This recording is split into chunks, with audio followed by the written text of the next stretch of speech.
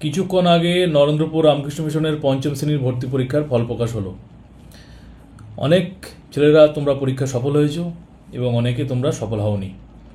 দেখো ভাগ্যের কেমন নির্মম পরিহাস দেখো, তোমাদের যাদের লিস্টে নাম উঠেছে এর মধ্যে থেকে অনেকে তোমরা ইন্টারভিউ থেকে বাদ যাবে। কারা বাদ যাবে সেটা তো আমি বলতে পারবো না, কিন্তু দেখবে এটাই হলো নিয়তি। আর অনেকে দেখো তোমরা ভালো পরীক্ষা দিয়েছো, আমি জানি তোমরা ভালো পরীক্ষা দিয়েছো, কিন্তু তোমাদের তো অনেকের নাম ওঠেনি। তা সেই জন্য আমি এই ভিডিওতে আসছি একটা কথা বলতে, সেটা হলো এইটাই যে জীবনে সফলতা এবং ব্যর্থতা দুটোই আসে। এটা তোমাদের জীবনের প্রথম ধাপ পরীক্ষার। এত বড় পরীক্ষা তোমরা কোথাও দিয়েছিলে? দাওনি। এত বড় পরীক্ষা, এত লোকজন, এত এরকম একটা অ্যাটমসফিয়ারে তোমরা পরীক্ষা দিলে এই নরেন্দ্রপুরে, এই প্রথম। এখনও পর্যন্ত তোমরা এই বছর যারা পরীক্ষা দিচ্ছ অন্যান্য জায়গায় পুরুলিয়া, রহড়া, দেওঘর এইসব জায়গায় পরীক্ষা এখনো বাকি রয়েছে।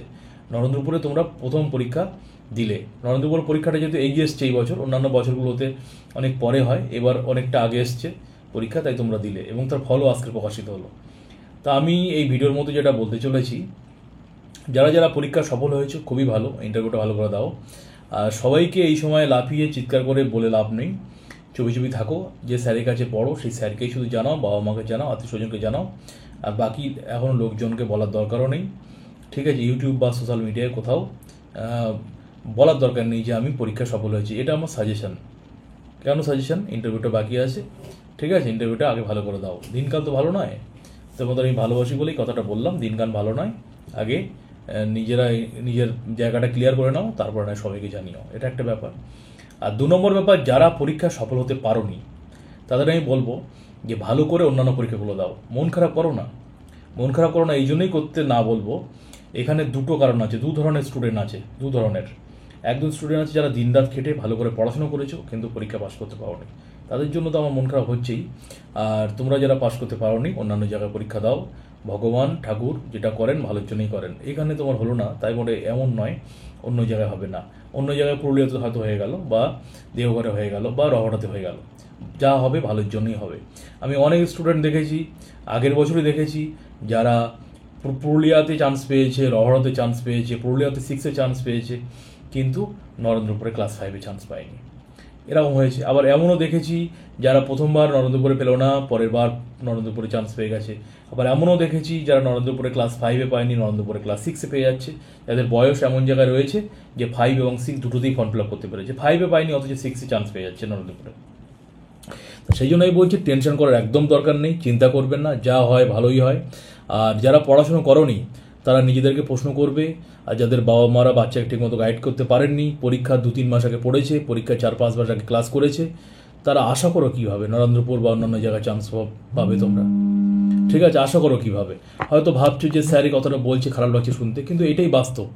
যারা দিনরাত এক করে পড়াশোনা করেছে 2 বছর 3 বছর ধরে, তাদের নাম না উঠলে তা একটা ভাবা যেতে পারে তারা কষ্ট করেছে, কিন্তু কষ্টটা ঠিকমতো হয়নি, ঠিকমতো পরীক্ষা দিতে পারেনি, পরীক্ষার পরিবেশে গিয়ে হয়তো কোনো কারণে ভুল হয়ে গেছে, কোনো ছোটো ছোটো ভুলের জন্য হয়তো নাম ওঠেনি, নিজেকে সূত্রে নিয়ে অন্যান্য জায়গায় পরীক্ষা দিয়ে তারা ঠিক চান্স পেয়ে যাবে। কিন্তু যারা পড়াশুনো করলে না, পরীক্ষা 2-3 মাস আগে ক্লাস করলে, যাদের বাবা মা ছেলের জন্য সময় দিতে পারেনি, 1-2 মাস ক্লাস করে 1-2 মাস পড়ে নরেন্দ্রপুরে ফর্ম ফিল আপ করে পরীক্ষা দিলে, তারা আশা করো কীভাবে নরেন্দ্রপুরে নাম উঠবে? আশা করো কীভাবে? এইসব স্বপ্ন বেকার, বৃথা। ঠিক আছে, যারা দিনরাত পড়াশুনো করেছে সফল হতে পারেনি, তাদের বরং এই ব্যর্থতা থেকে শিক্ষা নিয়ে অন্যান্য পরীক্ষাগুলো যাতে ভালো হয় সেই চেষ্টা করতে হবে। আমি বারবার বলবো, ঠাকুর যা করে ভালোর জন্যই করেন। তোমরা ছোটো ছোটো ছেলে মেয়ে, তোমরা তোমাদের ঠাকুর খুব ভালোবাসেন, কারণ তোমাদের দ্বারা অন্যায় পাপ এখনও পর্যন্ত হয়নি। তোমরা খুবই পবিত্র, ঠাকুরের রূপ, তোমরা ঈশ্বরের রূপ। ছোটো ছোটো ছেলে মেয়ে যারা আছো, মনে রাখবে, আমি আগের ভিডিওতেও বলেছি, শুনতে খারাপ লাগতে পারে, যে নরেন্দ্রপুরে আসন সংখ্যা সীমিত। পরীক্ষা দিয়েছো হাজার হাজার ছেলেরা, সবাইকে নেওয়া সম্ভব? প্র্যাকটিক্যাল ভাবতে শেখো। যারা একটু পরীক্ষা ভালো দিয়েছে, অনেক নাম্বার পেয়েছে, তাদেরকে নেওয়া হলো। আর যারা যারা পাওনি, তার মানে এরকম নয়, ভাববে না যে তোমার পরীক্ষা খারাপ হয়েছে, তুমি অযোগ্য। অন্যান্য জায়গায় পরীক্ষা দাও, তোমার যোগ্যতা যদি থাকে, তোমার জ্ঞান যদি থাকে, তুমি সেই জ্ঞানের আলোয় নিজেকে একদিন উদ্ভাসিত করতে পারবে, আলোকিত করতে পারবে। তোমাকে কেউ আটকাতে পারবে না। সে আগুনকে যেখানে রাখো না কেন, যত তার উপর আবর্জনা চাপাও না কেন, আগুন যে হবে সে আগুন ঠিক ফুটে বেরিয়ে উঠবে। তো সেই জন্য চিন্তার কোনো কারণ নেই, মন স্থির করো, মনটাকে ঠিক রাখো, মন খারাপ একদম করবে না। ব্যর্থতা থেকে শিক্ষা নিতে হয়। ঠিক আছে, ব্যর্থ থেকে শিক্ষা নিতে হয়, শিক্ষা নিয়ে আগামী পরীক্ষাগুলো ভালো করে দিতে হবে। যে দান নিজের মধ্যে আগুন জ্বালাও যে পরের পরীক্ষাগুলো আমি ভালো করে দেবো, ঠিক আছে। আর নরেন্দ্রপুর নিয়ে বেশি মাথামাতি বা বেশি লাফালাফি করার কোনো প্রয়োজন নেই। সমস্ত রামকৃষ্ণ মিশনই খুবই ভালো। শুধু নরেন্দ্রপুর ভালো আমি কোনো দিন কোনো ভিডিও বলেছি শুধু নরেন্দ্রপুর ভালো আর সব খারাপ? কখনো বলেছি শুনেছ? নরেন্দ্রপুর এর মতোই অন্যান্য রামকৃষ্ণ মিশন সবাই ভালো। ঠাকুরমা স্বামীজির আদর্শ যা পরিচালিত সমস্ত রামকৃষ্ণ মিশনই ভালো। যেখানে পড়ো না কেন নিজেকে যদি ঠাকুরমা স্বামীজির চরণতলে রাখতে পারো আর মনে করবে যে আমি নিজেকে ভালো করব, তো যেখানে পড়ো না কেন সেখান থেকে তুই ভালো হয়ে বেরোবে। আর তুমি যদি মনে করো যে আমি নরেন্দ্রপুরে চান্স পেয়েছি মানে রাজা হয়ে গেছে, কে আমাকে পায়, তো নরেন্দ্রপুর পড়েও তুই মানুষ হতে পারবে না। নরেন্দ্রপুর পড়ে সবাই মানুষ হয়ে বেরোয় না তো, কিছু কিছু বাঁদরও তো এখান থেকে বেরোয়, সবাই মানুষ হয় না তো। তো সেই জন্য মনে রাখবে তুমি যেখানে পড়ো না কেন সেখান থেকেই মানুষ হতে পারবে। ঠাকুরমা স্বামীজির প্রতি ভালোবাসা থাকবে, বাবা মায়ের প্রতি ভালোবাসা থাকবে, সৎ চরিত্রবান হবে, মিথ্যা কথা বলবে না, ধৈর্যবান হবে, ব্রহ্মচর্য পালন করবে, পবিত্র নির্মল থাকবে এবং ঠাকুরকে খুব ভালোবাসবে। তাহলে দেখবে আর জেদ থাকতে হবে, আর হতে হবে স্থির হতে হবে। সফলতা, ব্যর্থতা, দুঃখ, সুখ সব কিছুর মধ্যে নিজেকে সংযত রাখতে হবে, স্থির রাখতে হবে। অর্জুনের মতো স্থির রাখতে হবে। যদি রাখতে পারো তাহলে দেখবে জীবনে সফল হবে। ক্লাস 5-এর ভর্তি পরীক্ষা এটাকে নিয়ে এত মাতামাতি করার প্রয়োজন নেই। জীবনে এখন বহু পথ বাকি, সবে তো 5, 6, 7, 8, 9, 10, এখনও মাধ্যমিক, সবে জীবনের 5 নম্বর ধাপ এটা। তা এত মাতামাতি করার প্রয়োজন নেই। যারা সফল হতে পারোনি অন্য জায়গার পরীক্ষাগুলো ভালো করে দাও। আর যেখানে পড়ো না কেন, আমি এটাও তোমাদের বলছি, যদি কোনো সরকারি স্কুলেও পড়ো সেখানে পড়ে মানুষ হবে না কে বললো? তোমাদের বাবা মা, তোমার দাদু ঠাম্মা, এত লোকজন সব কি মিশনে পড়েছে? সরকারি স্কুল ভালো নয় কে বললো? সরকারি স্কুলটাকে খারাপ, পড়াশোনা হয় না এটা বলে বলে খারাপ কে করলো? ভগবান এসে পড়তে করলো না আমরাই করেছি? সরকারি স্কুলের শিক্ষকরা পড়াতে পারে না কে বললো? তোমরা কোনোদিন শিক্ষক মশাইকে প্রশ্ন করেছো? তোমাদের বাবা মা কোনোদিন স্কুলে গিয়ে বলেছেন যে আমার ছেলে মেয়েটাকে আমরা দায়িত্ব দিলাম, স্যার একটু ভালো করে দেখবেন? শিক্ষক মশাইয়ের প্রতি কোনো বিনম্র, ভদ্র, ভালো ব্যবহার করেছো কি? সবসময় সরকারি স্কুলকে ছোটো করা হচ্ছে, সরকারি স্কুলের টিচারদেরকে নানারকমভাবে অপমানিত করা হচ্ছে। স্কুলের পরিকাঠামো যাতে, অভিভাবকরা যদি স্কুলকে ভালোবাসে, স্কুলের পরিকাঠামো উন্নয়নে সাহায্য করে, শিক্ষকদের পাশে থাকে, কত স্কুল আমি জানি সরকারি স্কুল যারা খুব ভালো। এই যে উচ্চ মাধ্যমিক রেজাল্ট হচ্ছে, মাধ্যমিক রেজাল্ট হচ্ছে, কত সরকারি স্কুল থেকে ভালো ছেলেরা র্যাঙ্ক করছে। হ্যাঁ, এটা ঠিক কথা, মিশনের পরিবেশটা ভালো, আধ্যাত্মিক পরিবেশ, মহারাজের ছত্রছায়া থেকে গুরুকুল, এটা গুরুকুল শিক্ষা, গুরুগৃহে থেকে ভালোভাবে মানুষ করা সম্ভব, অনেক সহজ। কিন্তু যদি চান্স না হয় তাহলে নাকি জীবন শেষ হলো? মিশন কত বাচ্চাকে নেবে? সিট তো লিমিটেড। নরেন্দ্রপুরে অনেক ছেলের নাম উঠেছে, কিন্তু ইন্টারভিউ তো অনেকে বাদ যাবে। কত ছেলেদেরকে নেবে? মেয়েদের জন্য মিশনে কত মেয়েদের নেবে? পশ্চিমবঙ্গে এত ছেলে মেয়ে, তারপরে বাকি ছেলে মানুষ হবে না? যারা মিশনে চান্স পাচ্ছ না, মিশনে পড়তে পারছো না, সরকারি স্কুলে পড়ো, কিন্তু মিশনের মতো করে পড়ো, মিশনের মতো বই পড়ো, মিশনের মতো সিলেবাস নিয়ে পড়ো, বাড়িতে মিশনের মতো পরিবেশ করো, প্রতিদিন ঠাকুরমা স্বামীজির সামনে ধ্যান করো, মানে প্রেয়ার করো, বাবা মাকে প্রণাম করো, চরিত্রবান হওয়ার চেষ্টা করো। দেখবে বাইরে পড়েও, সরকারি স্কুলে পড়েও তোমরা মাধ্যমিকে র্যাঙ্ক করতে পারবে, ভালো রেজাল্ট করে মানুষের মতো মানুষ হতে পারবে। জীবনে মানুষের মতো মানুষ হওয়াটাই লক্ষ্য, এটা মনে রেখো।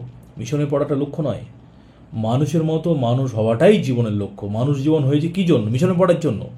প্র্যাকটিক্যাল ভাবতে শেখো। মানুষের মতো মানুষ হয়ে, স্বামী বিবেকানন্দের কথায়, জন্মেছি যখন একটা দাগ রেখে যায়, ভালো কিছু কাজ করব সমাজের জন্য, পৃথিবীর জন্য, বাবা মায়ের জন্য, এটাই হলো মানুষের জীবনের লক্ষ্য।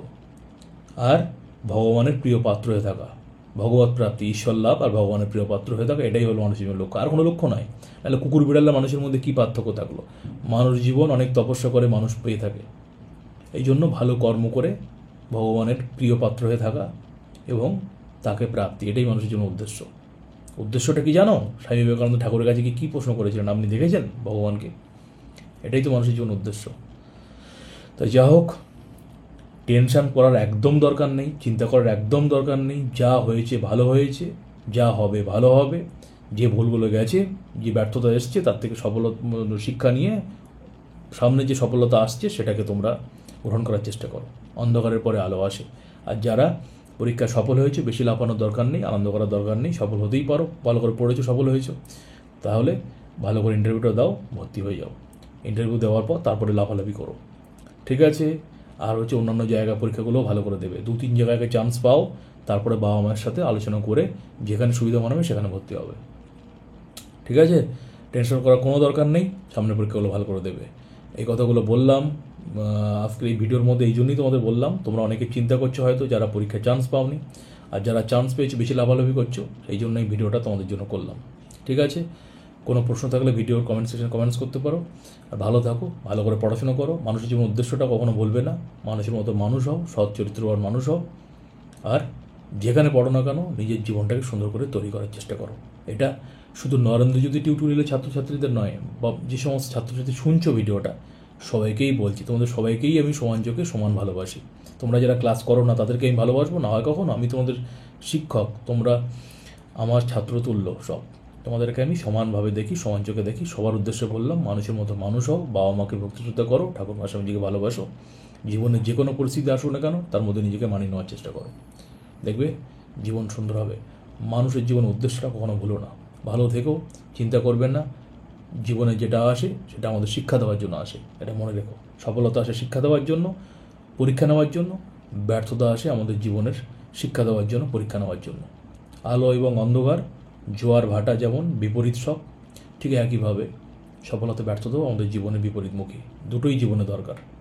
যারা সফল হলে তারা ব্যর্থতার জন্য প্রস্তুত থাকো, জীবনে ব্যর্থতা আসবেই একদিন। আর যারা ব্যর্থ হলে তারা সফলতার জন্য প্রস্তুত থাকো, সফলতা তোমার দরজার মুখে দাঁড়িয়ে আছে। শুধু কঠোর পরিশ্রম করো, সফলতা ঘরে ঢুকবে। ভালো থেকো, পরের ভিডিওতে পরের ক্লাসে আবার দেখা হবে। কোনো প্রশ্ন থাকলে কমেন্ট সেকশনে কমেন্টস করতে পারো। যারা চান্স পেয়েছো ভালো করে ইন্টারভিউর জন্য তৈরি হও। আর ইন্টারভিউতে যেমন কেমন ধরনের প্রশ্ন আসে, কীভাবে যেতে হবে তার উপরে আমি তোমাদের ক্লাস নেব। কবে নেব, কখন নেব জানাবো পরে। আর তোমরা হোয়াটসঅ্যাপে জানাতে পারো যে স্যার আমি চান্স পেয়েছি, ইন্টারভিউতে কখন ক্লাস নেবেন, কখন আলোচনা করবেন, সেটা তোমরা হোয়াটসঅ্যাপে জানাও। কারা কারা তোমরা নরেন্দ্র জ্যোতি টিউটোরিয়ালের ছাত্রছাত্রী ছাড়াও তোমরা যারা ইউটিউব চ্যানেল ফলো করো, ইন্টারভিউ ক্লাসটা কেমন ইন্টারভিউ হয়, কেমন ইন্টারভিউতে প্রশ্ন আসতে পারে, এই ব্যাপারে তোমরা যারা জানতে চাও হোয়াটসঅ্যাপ করো। একটা সময় তোমাদের ক্লাস নিয়ে আমি ব্যাপারটা বুঝিয়ে দেবো তোমাদেরকে। ভালো থেকো সবাই, পরে ভিডিওতে পরে ক্লাসে দেখা হচ্ছে।